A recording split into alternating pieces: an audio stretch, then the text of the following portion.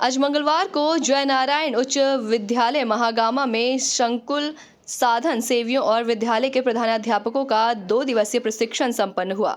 इस अवसर पर प्रखंड कार्यक्रम पदाधिकारी मनोज बालहंस ने कहा कि इस प्रशिक्षण का मुख्य उद्देश्य विद्यालय का सफलतापूर्वक संचालन किया जाना है।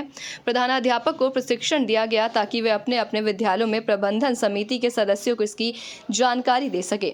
प्रखंड साधन सेवी शमीम इकबाल ने कहा कि विद्यालय के अच्छी तरह से संचालन के लिए प्रबंधन समिति का अहम योगदान होता है।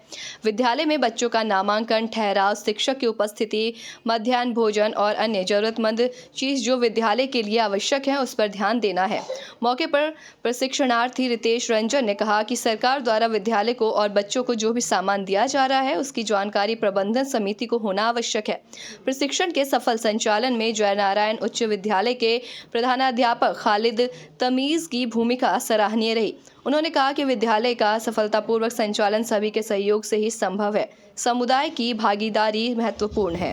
आदर्श विद्यालय में पर्याप्त वर्ग कक्ष हो और उसके बाद एक सफाई कर्मी हो कि हम लोग विद्यालय पहुंचे तो विद्यालय साफ सुथरा हो चुका।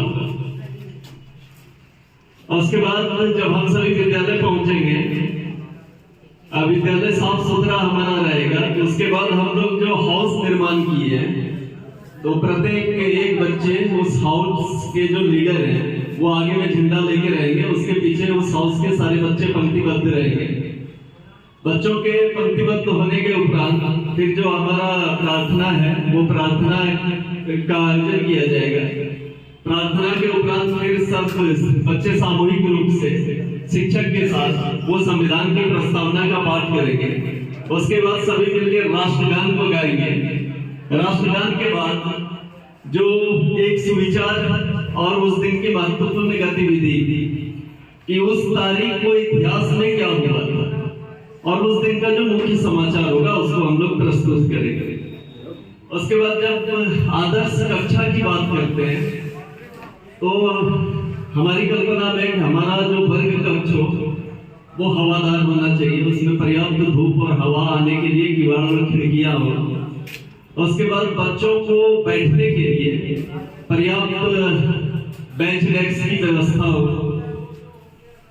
और यदि वो प्राइमरी वर्ग के प्राथमिक वर्ग की कक्षा है तो वो प्रिंट रिच वर्ग कक्ष को प्रिंट रिच होना चाहिए और उसमें जो एक रीडिंग कॉर्नर होना चाहिए।